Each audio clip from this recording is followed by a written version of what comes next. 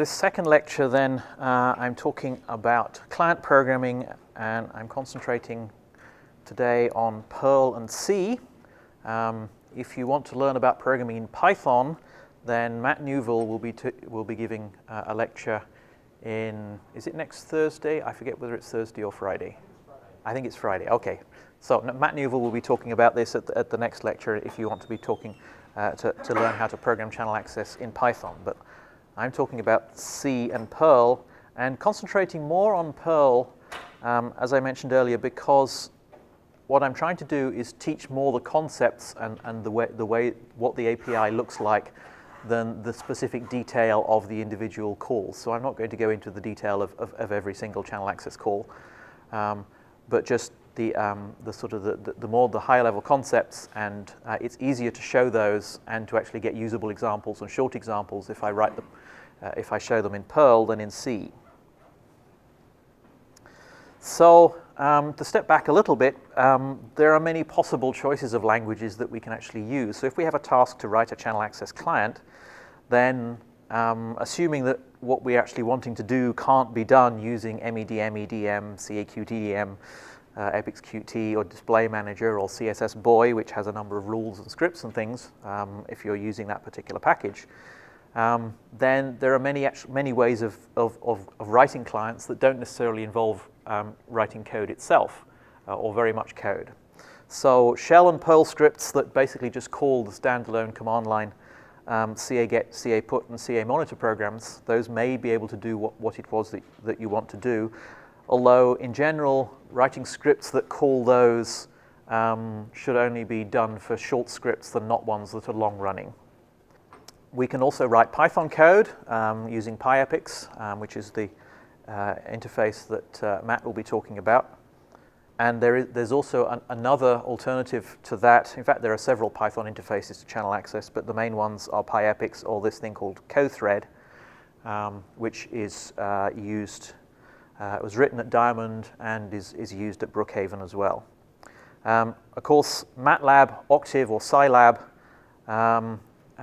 have interfaces to channel access so that you can use MCA or LabCA bindings and write your code in those programs if that's your preferred method of coding. And even, as we'll come to in later lectures, the state notation language and the sequencer allows us to write channel access interface programs that don't have to be part of an IOC, so that there are some things that you might want to use that's actually simpler than using channel access directly. So this list is probably from easiest to hardest, and so at this point we come to Perl programming. I guess I've put Python significantly above Perl programming, which is more because Python is easier to learn. Personally, I use Perl a lot more than I use Python, but that's just because of the way that I come from, and Perl is more of a system programming language on there. So yes, you can use Tickle. I missed that off the list. There's this Java interface. There's actually two interfaces to channel access from Java, which are compatible. There's just one line difference at the start, which tells it which implementation to use if you have both of them available. And finally, the most complicated is writing your channel access interface program, your client program, in C or C++. So that's really why I don't really want to concentrate on the C and C++ very much, but I will be covering it. So to mention the state notation programming, state notation language actually speaks channel access natively, so it's designed internally to be able to talk channel access.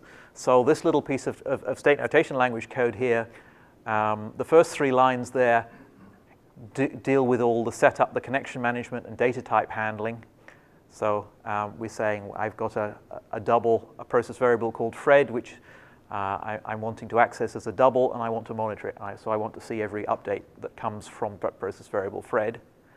And then if the following bit there is effectively the equivalent code to that command line camonitor program, because basically all it does is it connects to that PV, and every time the value changes, it gets the new value and prints that value. And that's basically what that channel access monitor program does.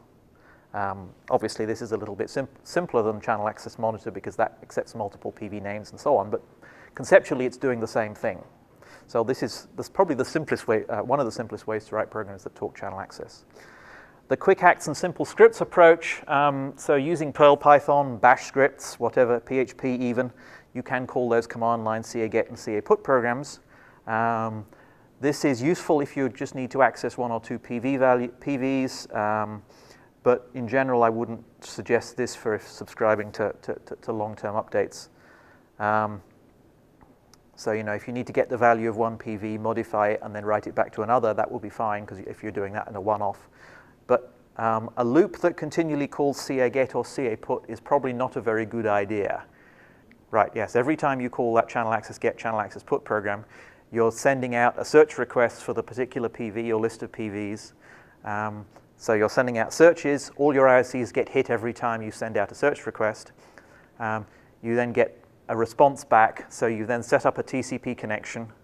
You get one value or put one value, and then you tear that connection down again. And then you start it up again for the next channel, and so on. So it's actually fairly expensive to do that. So we really don't recommend doing that. And just the fact that you're doing searches impacts every IOC, because all the IOCs receive all the search requests, and so they have to actually respond to those messages and actually look down their list of process variables. So that's not a good idea, but there are times when these are fine, they make sense. We do have, as we've said, the client bindings are available for Perl, Python, and even I think there's one for PHP, but I haven't never played with the PHP interface. The Perl bindings are included with EPIC's itself, so you don't need any extra software, unless you're running on Windows, in which case you're on your own. I would suggest using Python instead. But EPIC's base is all you actually need to be able to write Perl programs that talk channel access. And as I said, there are actually several different Python bindings that are available. And so those two, Perl or Python, will be much better for writing long-running scripts that need to connect to multiple process variables, monitor things over time, and so on. And it's actually relatively easy, amazingly easy, to write channel access client programs using these bindings in some cases. So here's our simple script example that basically does I'm connecting to two PVs, Fred and Jane, and I want to add them together and print the sum. And it does that here. We have a subroutine that basically does all the hard work of calling caget and looking at the output, the value that it prints, and grabbing that value and returning it as a string. So that caget subroutine, we just call that twice for the particular PV names we're looking for, and we get the result, and then we add them together in Perl and print the result. So that's obviously, if you're doing simple things for individual process variables, that's nice and easy to do. But we'd much rather use the specific bindings. So channel access client library, as we said, comes with base, and the client library that comes with base is the one that's used for most languages. Internally, it's written in C++, but the API itself is pure C. So you can write code in C or C++ to use it. The main exception that doesn't use this library then is the pure Java library CAJ, which has its own implementation of the complete protocol. There is actually another one. There's a guy at PSI in Switzerland who has actually a C# implementation of the channel access client library, at least for parts of it. I'm not sure whether they have the full implementation of the whole thing. So if you're using C#, you might be interested in looking at that, but don't necessarily expect it to implement everything at this point, I think. Documentation for the API then is in the channel access reference manual, which you can get from your installation of EPIC's base or from the website. And we also have there another document for the Perl interface, caPerl5 interface, which is, as I said, is also in the HTML directory of your base installation. So in this section of the lecture, I'm going to be talking about the fundamental API concepts of how you talk to this API, but mostly using Perl examples. I've got some brief examples in C as well, and then we'll talk about how to instantiate the template, the C template for some example C programs that you can actually look at if you want to look into that a bit more detail. So then why am I teaching the Perl API before the C? I mentioned this earlier. Basically, Perl is a higher level language than C, so we don't have to worry about pointers and addresses and that kind of thing. It's much harder to crash. And we can use this to learn the main principles of the API and what the library calls do, but without actually needing to write as much code and getting the syntax right and so on. And I can fit Perl programs, complete Perl programs on one slide, so it's easier for me to actually teach them this way. Because the Perl 5 API basically is a very thin wrapper around that C library. And as we said, it's built in base on most workstations and provides the same interface model as the C code. And in many cases, Perl will do what you want instead of writing C. So as I said, or Python would be equally useful. And you'll probably see some of the similar sorts of APIs, but the Python API, PyEpic's API is slightly different. So yes, the Python and Java IPAs, they're slightly less than these, but they're not so useful for actually learning the C library. So here then is my first example to search for and connect to a process variable in Perl. So the first couple of lines there, useLib is a Perl statement that says this is the path this is where you'll find the library itself. So we have to give it the path to the base lib/Perl subdirectory. And then we say use CA, which pulls in the channel access library itself. Now my first channel access call then is a call to CA new, and I'm passing into that the first argument to my program. So when I run this program, I'm going to type the process variable name as on the command line as an argument to the program, and channel access will then connect to that particular channel and return me a channel ID, which I store in the chan variable. I then call caPend.io. caPend.io is a call that basically says, go and do what I've just asked you to do, and don't return until you finished it. So what that does is this will connect, this will cause the search and connect action to occur, so it'll cause the broadcast packet to get sent out, the search request, and the TCP connection to be made and connected up for that particular channel. And so after that pend.io returns, I'll either get a timeout, if it takes more than a second for this to happen, or it should have succeeded. I'm ignoring the error checking at this point, and we're just assuming that that's going to succeed and it will connect within 1 second.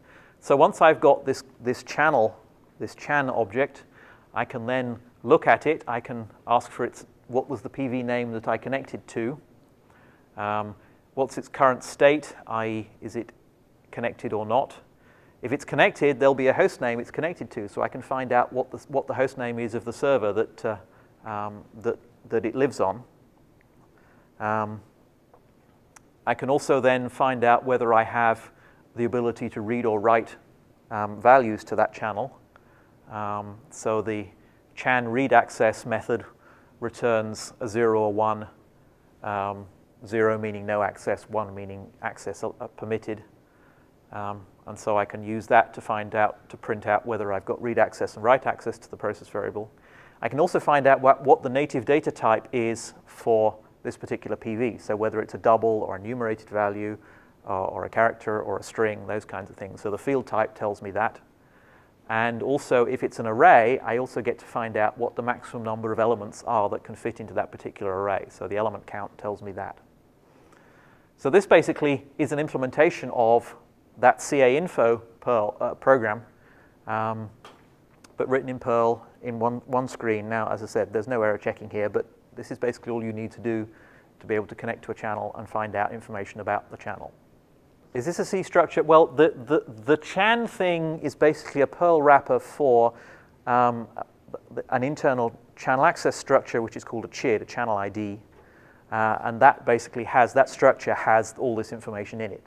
So yes, we call the underlying C library, and it with the PV name that we want to connect to, and it then will return us with this CHID, and from the CHID inside that structure, there are macros that you can use in C to actually get this exact same information. So all these method calls in Perl are mapping directly to macros, C macros that actually get information out of that C structure.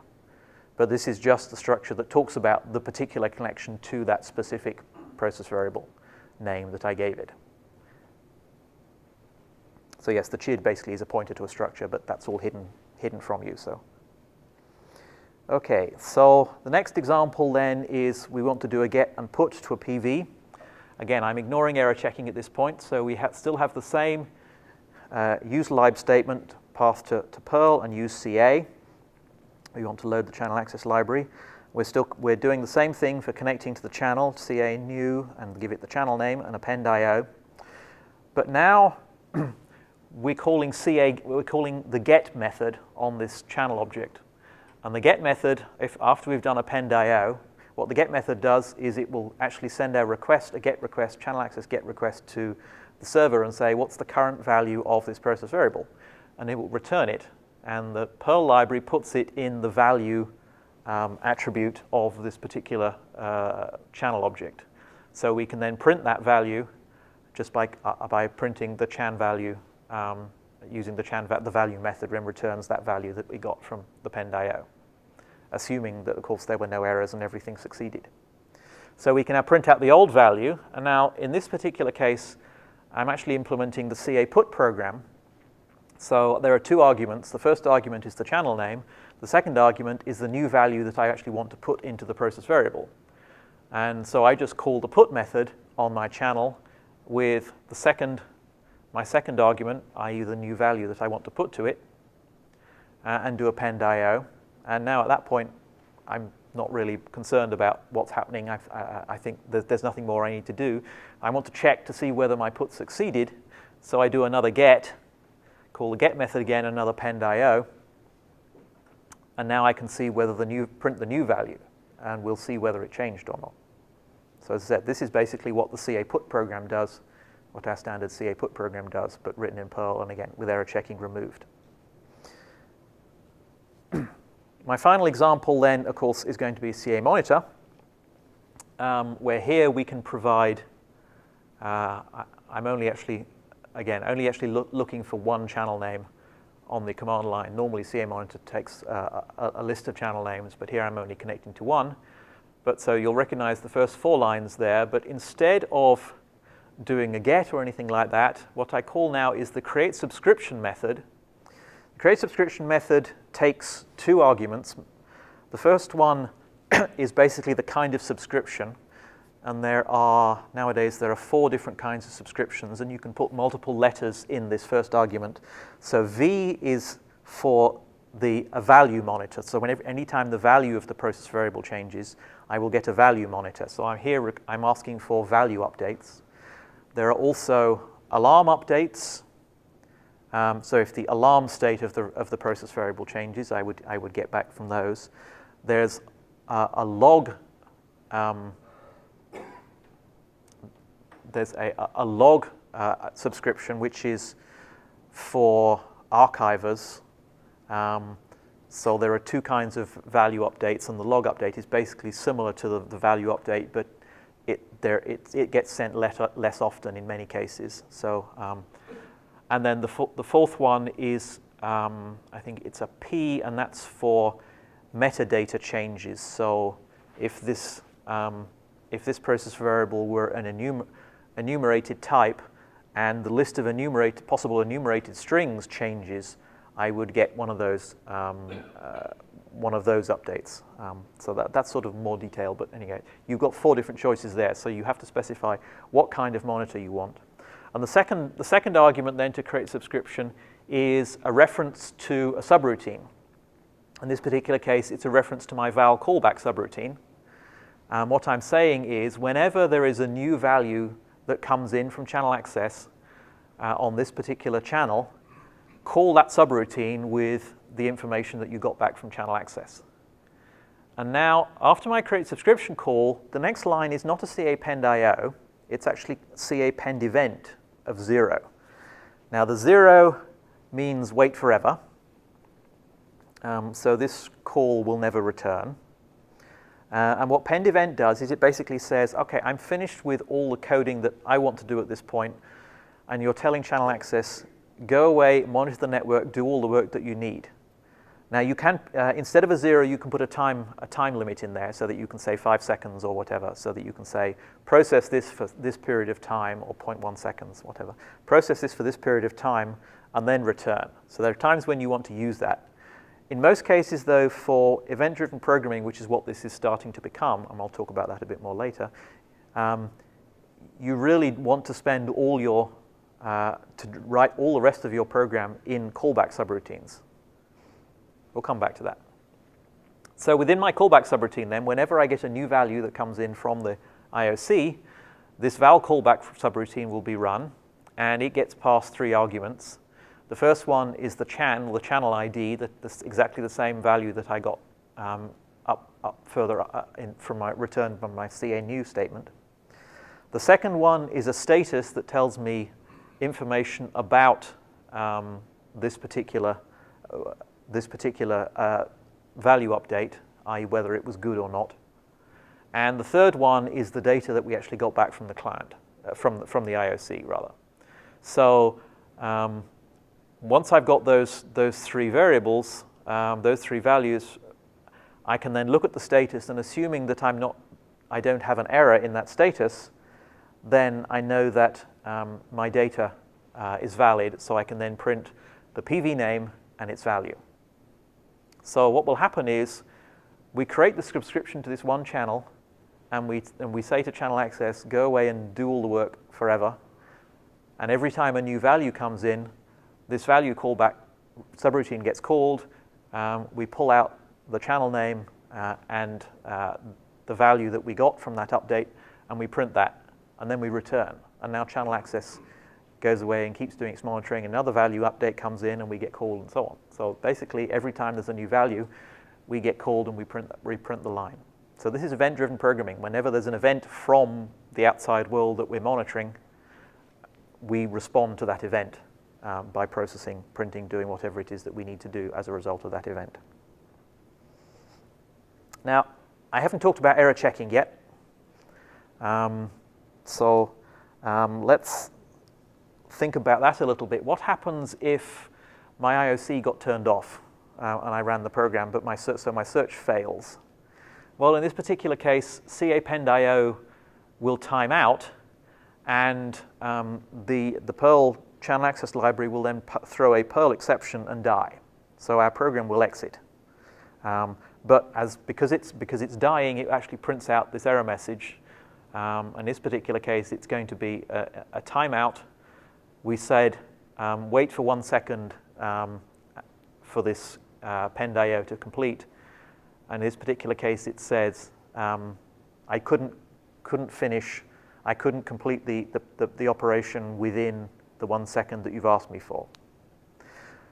If we want to trap that or do something else, we can actually use Perl's evaluation statement to actually trap the error, and we put the pend.io call inside an eval, and then we look at the eval if it gets an error, sets this $at variable, and we can then see does that which is the string that we printed out in the die. So we can then look at that and say, was this a timeout? If it was a timeout, we do whatever we want to do in the event of a timeout. We can respond to errors, but in those particular programs, it isn't really easy to know what to do in this particular case. So if we go back to this monitoring, in this particular case, I'm only looking for one PV. But if I actually had a list of process variables I was looking for, and so I'm trying to connect to 100 process variables, and 99 of them connect, but one of them doesn't. What do I do? You really want to carry on processing the 99 that have connected and just don't worry about the one that hasn't connected until it does connect. So we want to actually write code in a slightly different manner, and that sort of straight linear, do all the connections, then then work on them doesn't really work terribly well. And so that's where we get to this thing that I'm calling event-driven programming. So as I said, we first saw event-driven programming when we actually created the subscription, where we've asked the client library to execute our callback subroutine every time the server gives us a new data value for the particular channel. For this to happen, though, we actually have to be inside that caPend event routine. The callbacks will not run unless we're inside that pend event routine. The Perl library, that channel access library, is only single-threaded. If you need something more complicated and you can't use this method, then you can write multi-threaded programming in C and possibly in Python as well. But the Perl stuff doesn't really cope with multi-threading. It wasn't designed for that. And in most cases, it's not necessary. You can do things with this event-driven approach instead. So most channel access functionality that we actually want to do can be done in an event-driven fashion. So this is an alternative version of the caInfo program, but now I'm using a callback. And I'm also connecting to I can handle multiple channel names in this particular example as well. So now I connect to the library. What I'm doing is the map function basically runs the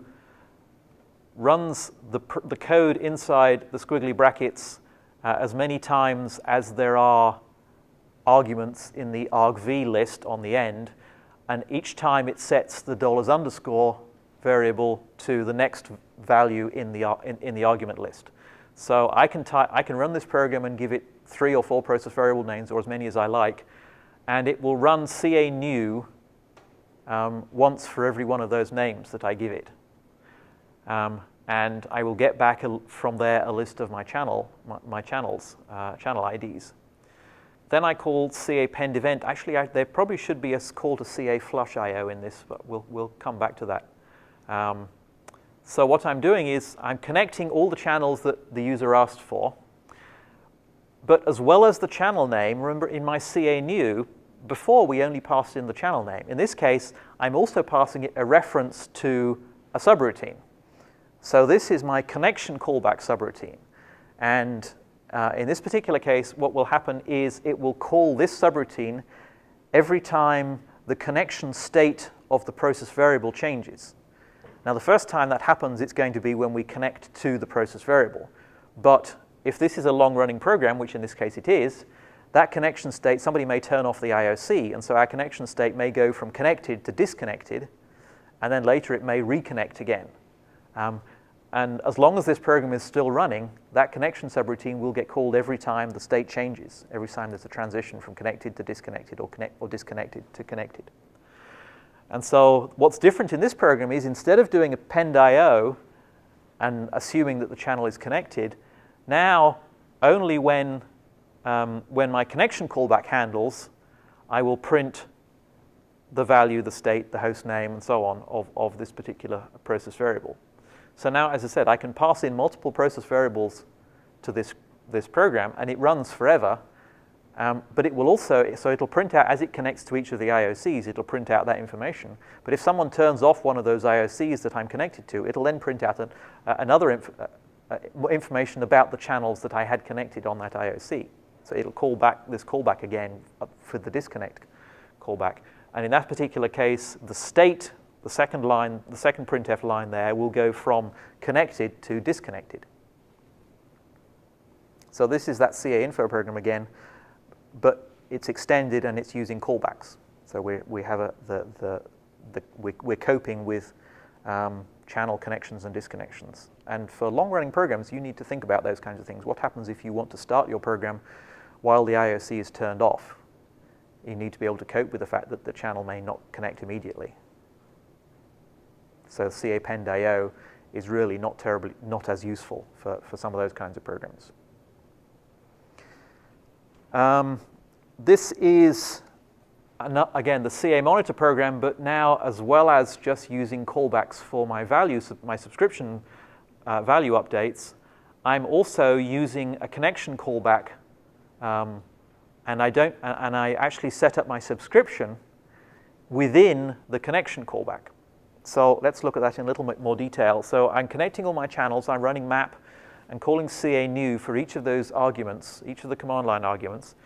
But I'm passing in the connection callback subroutine. So my connection callback subroutine gets 2 arguments. The first one is the channel, the channel ID, and the second one is a 0, 1 value depending upon whether I've just connected or disconnected.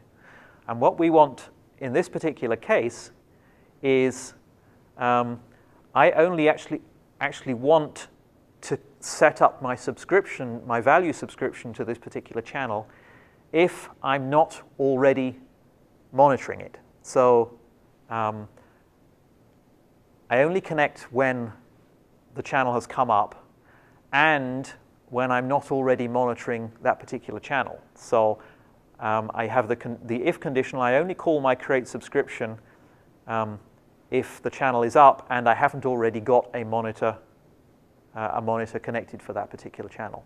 Because if I connect to this long-running channel, I'll connect this long-running program to a PV.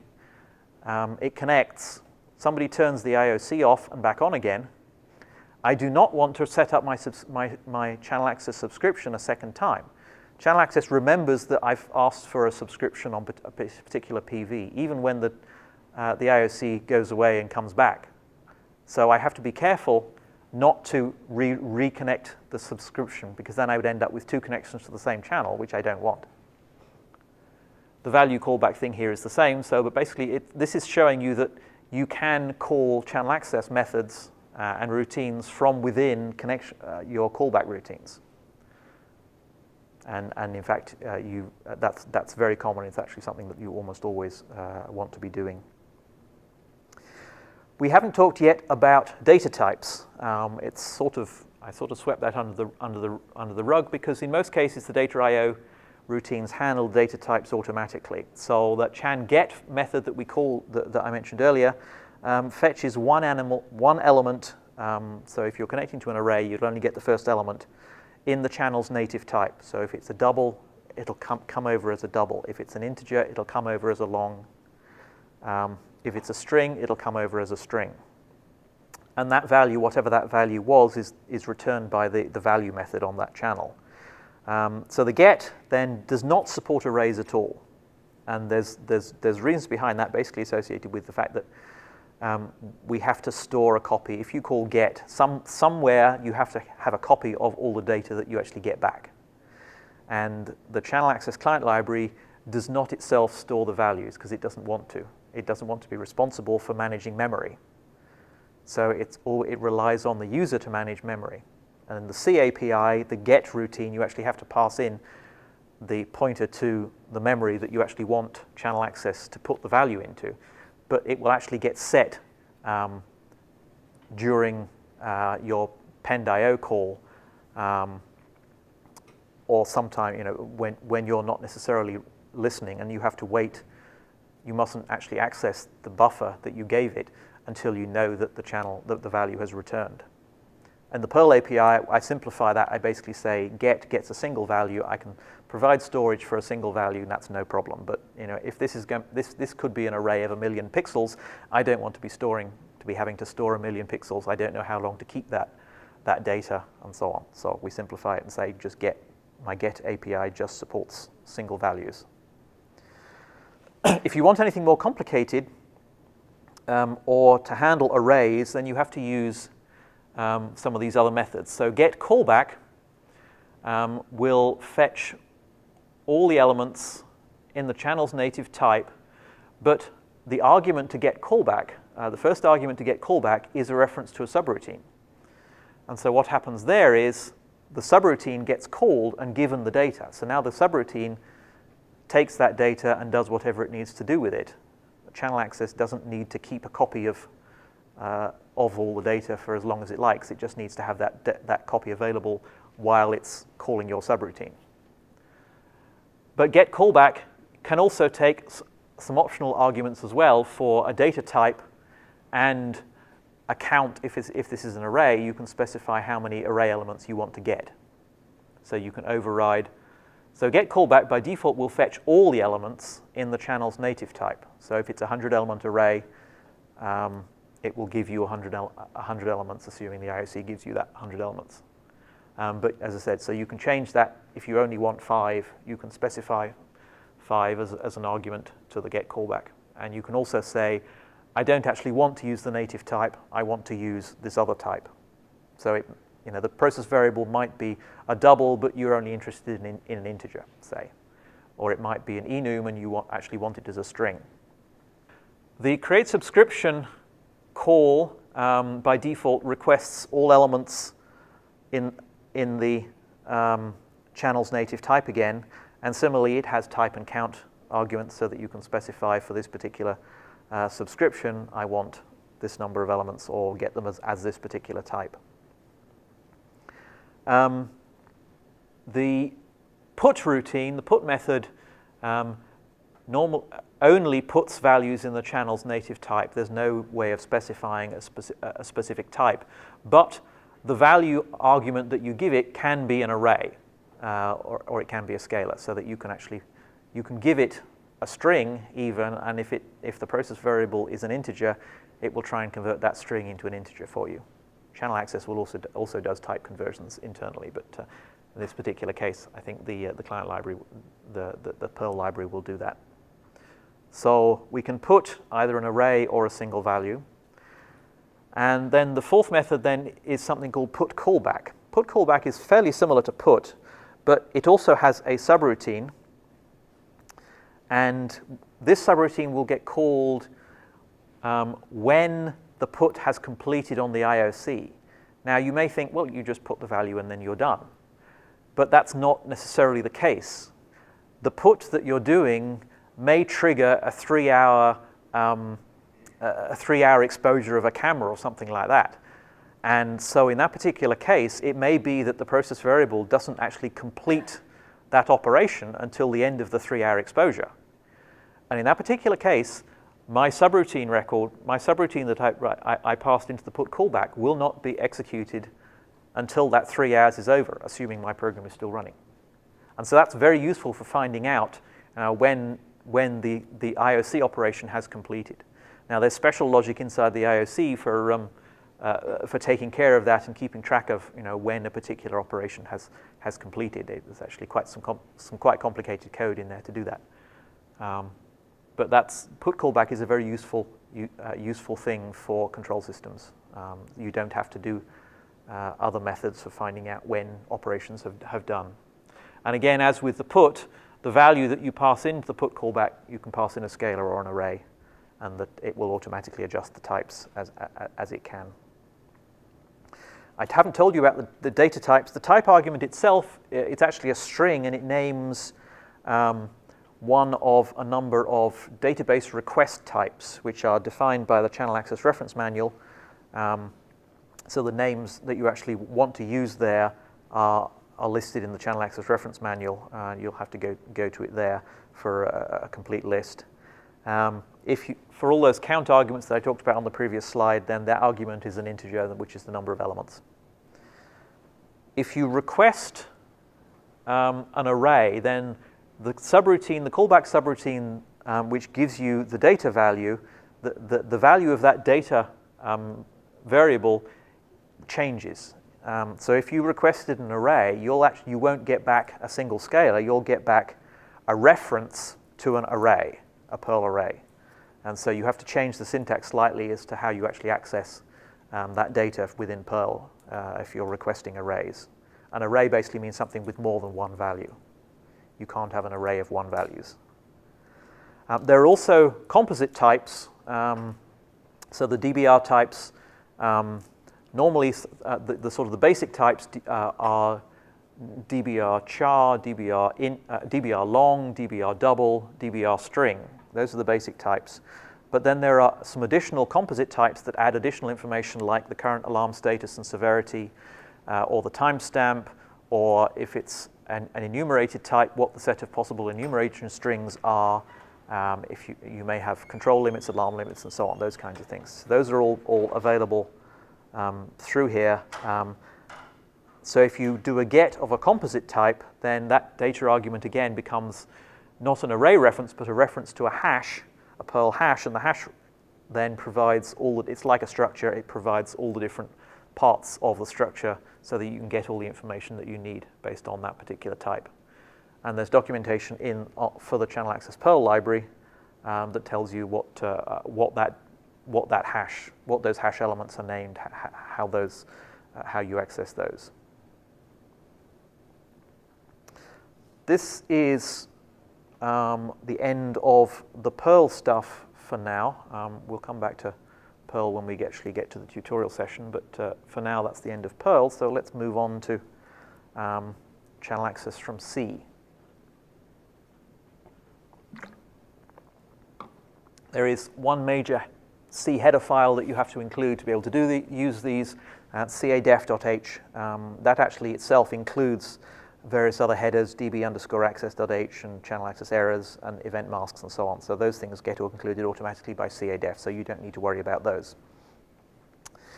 The chan object that we talked about in Perl, in C, this is actually something called a CHID, a channel ID, which is a pointer to an opaque structure. Now, you don't know what's inside it. We don't tell you. You're not supposed to go looking. And so we need to declare that we're going to define a CHID. In this case, I've called my CHID Fred. And I want to connect to a channel. So first thing I do is call caCreateChannel, pass in the process variable name, Fred. There are various null and empty arguments there for things that I don't want to worry about at this point. And I have to then give it the address of my Fred variable. caCreateChannel returns a channel access status value. 0 for that status means OK. A non-zero value is a bad status, is an error of some sort. And that caDef.h header defines a macro called sevcheck, which you can use to check the status and print up an error. Print an error message. I think it even aborts with an error message if that status is non-zero. So we can use that sevcheck macro to simplify the code. More for examples, but this is actually may be useful in real programs.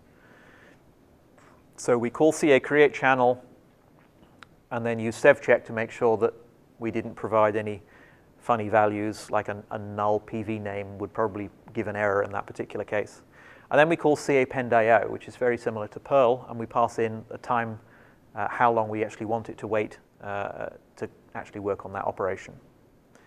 And similarly, caPend.io returns a status, but it doesn't return immediately. It will return when either the channel has been connected or when our 1 second timeout has timed out. And so if our timeout times out, we'll get an error status, and the sevcheck will then print channel connection failed and tell us it was a timeout. So that macro is useful for simple programs. As I said, it aborts with an error message if it sees a bad status value. What's inside a CHID? Well, as I said, it's actually an opaque type, but there are a number of macros that you can use to get information about it. And these, again, map very closely to those Perl things. There's the ca name, which will return a string of the process variable name. Ca state returns an index of the connected state. In this particular case, it's either a 0 or 1, so we actually no, there's 4 possible states there, sorry. So I have an array there that says it may return never connected, not connected, connected, or closed. And so I have to look the relevant string up in my little array up the top there. I can get the host name from Fred, or read and write access, return a booleans, yes or no.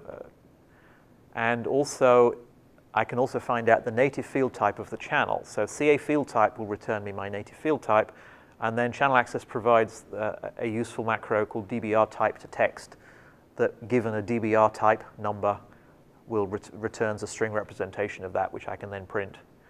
And similarly, if Fred is an array, I can find out what the maximum number of elements are that can be stored in Fred using ca element count.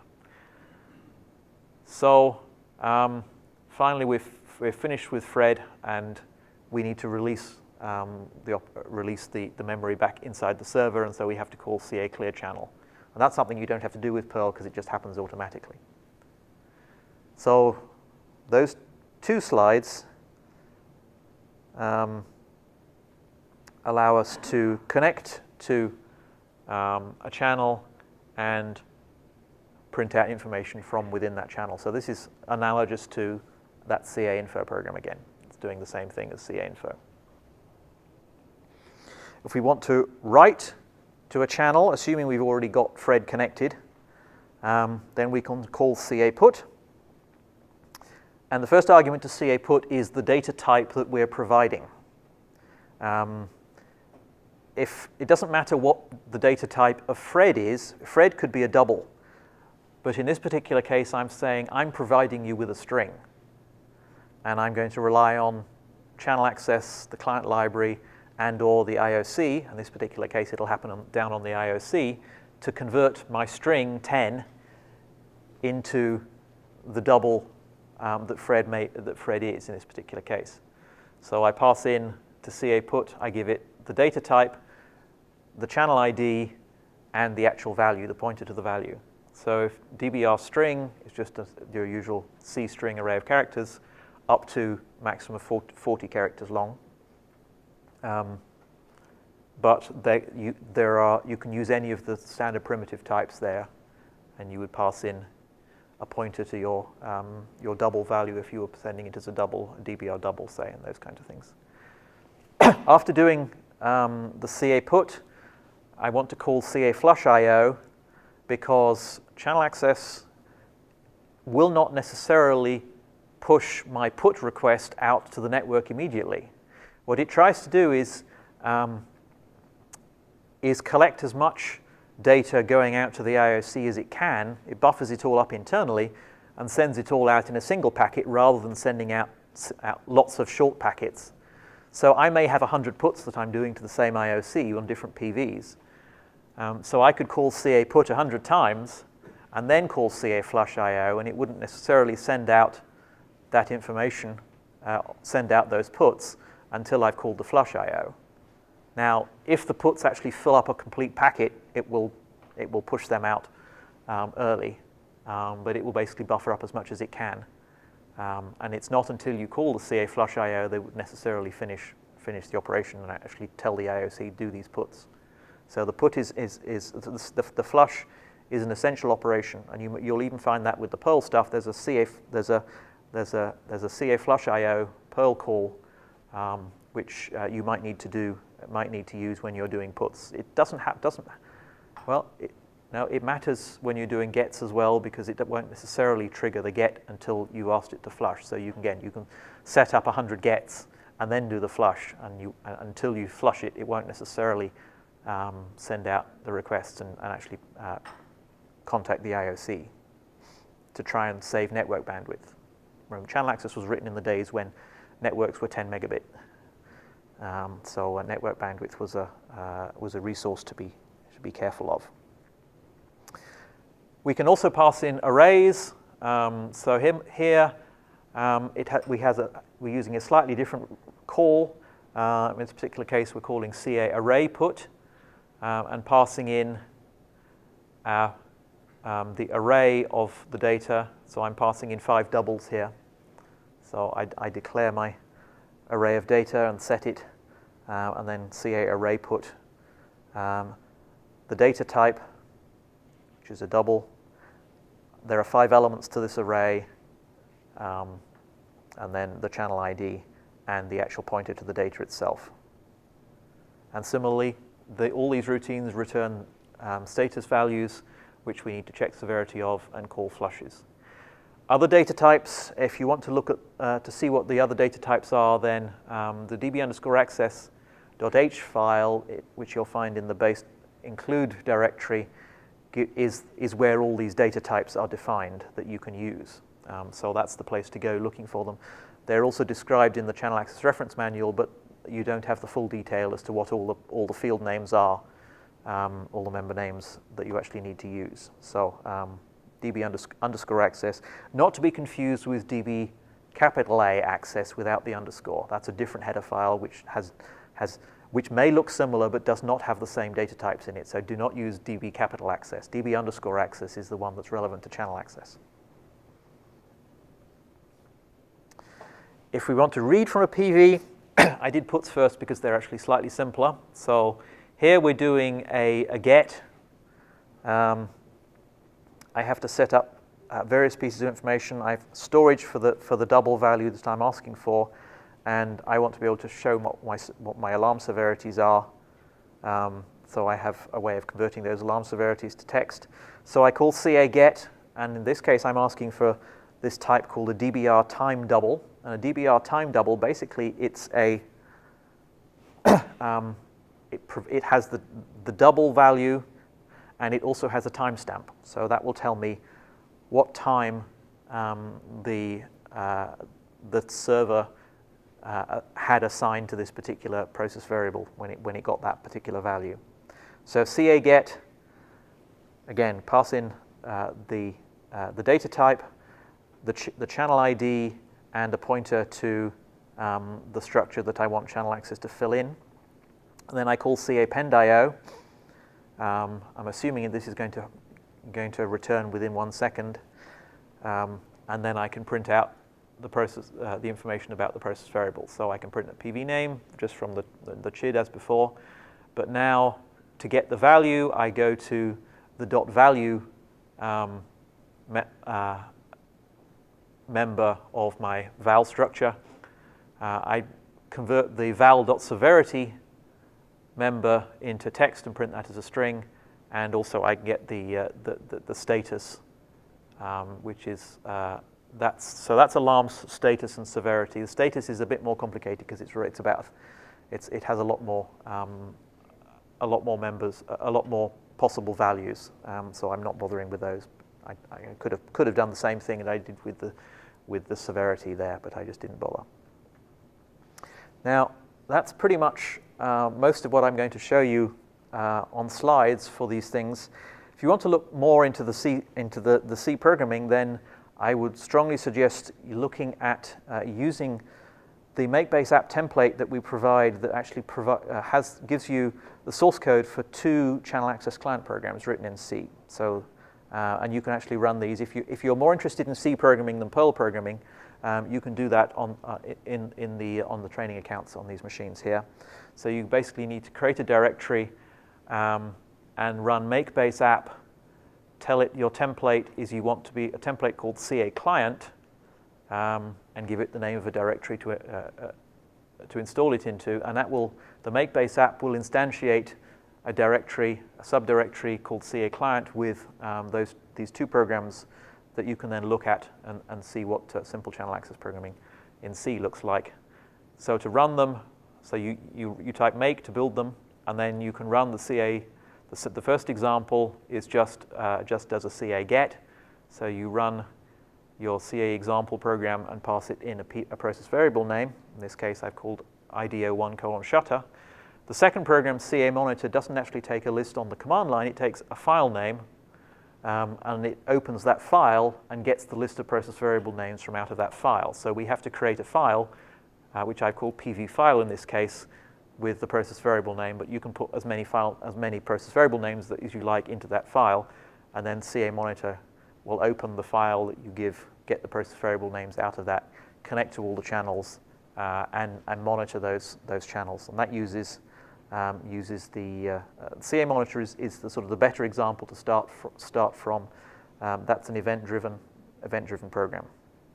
So you can look at those programs and compare them with look at the calls and look at the channel access reference manual and make changes as you wish for those. Okay, maybe I'm looking a little bit more into those examples then. So the caExample program it's basically the minimal channel access client program. It has fixed timeouts. It calls PendIO with fixed timeouts, and then waits for the data to arrive. All the I/O that it does, it requests as a double type, so you get values of double, and so you'll need to look in the header files to actually see what those possible types are. And so, as I said, we've got all these additional types, the DBR control type, which gives you value and unit string and limits and so on, all in one request. So this is the sort of thing that db_access looks like. So here's the DBR control double, which is the largest of those types. One of the things that is missing from this, though, is the DBR control double doesn't give you the timestamp. So if you need the timestamp, there's one particular set of types that you need. The DBR time double will be the one that includes the timestamp, but doesn't include all the limits and so on. So this is one of those many different types that you can use. The CA monitor program is, as I said, is a slightly better example. It uses callbacks, so it registers callbacks to be notified on connections, on disconnect, and it subscribes to value updates instead of waiting for the value to appear and so on. But it still only actually uses one data type. In this case, it uses a string rather than a double type for everything. So it's again, meant for a simplistic example to actually get started from. And one final slide. So I've talked about event-driven programming. The ideal channel access client then is event-driven as much as possible. So you want to register and use callbacks for everything. Channel access, pretty much everything that you do can be done through callbacks. So you don't need to write things in linear fashion. So your first callback then is the connection callback after you've told it all the channels to connect to, and within that connection callback, you would check the native type of the channel, make sure it's the type that you want, and ideally you should do all your I/O in the native type of the channel, because otherwise you're actually putting the burden on the IOC to do that data type conversion. It's not a big burden, but if you can save loading up your IOCs, it's probably a good thing. And so I would say use the matching. So your channel, when you connect to the channel, look at the data type, request the DBR control type once to get you information about the channel. So if you want to find the unit string, the limits, and those kinds of things, then that DBR control type will give you that information. You get that once, then you subscribe using the DBR time type, which gives you the timestamp, the alarm status and severity, and value updates. And that's the most efficient way of actually getting information about a channel when it's updated. So you're only getting the information that might change dynamically with that particular subscription. Again, note when you don't want to subscribe multiple times. So if your connection callback gets called, if your IOC disconnects and reconnects, you need to remember whether you subscribed or not. So don't subscribe multiple times. And this basically is how all the standard programs work. They use this event model of connecting in the connection callback, look at the type, get the information, the metadata about the type once, and then subscribe with that information. There is a quirk, though. It's only fairly recently that we've provided the DBE property monitor event type. That was I remember I talked about the value of subscribing for values, alarms, logs, and also properties. That the fourth type was P, and this is only fairly recent. And most IOCs will not give you many DBE property monitor events, but there are actually 3.15 adds a lot more of those, and so that's something that's more useful. So actually, a change to the ideal client is, instead of requesting that matching DBR control type once, it would be to actually subscribe to that DBR control type, but using a DBE property event type. So in Perl, that would be with you would do a subscription with the type of P, and then if that metadata changes, so if the unit string changes in the IOC, you'll then get a monitor update that says, okay, this has changed. Then you need to say, okay, what do I need to change in my MEDM screen in my application to take account of the fact that the metadata has changed.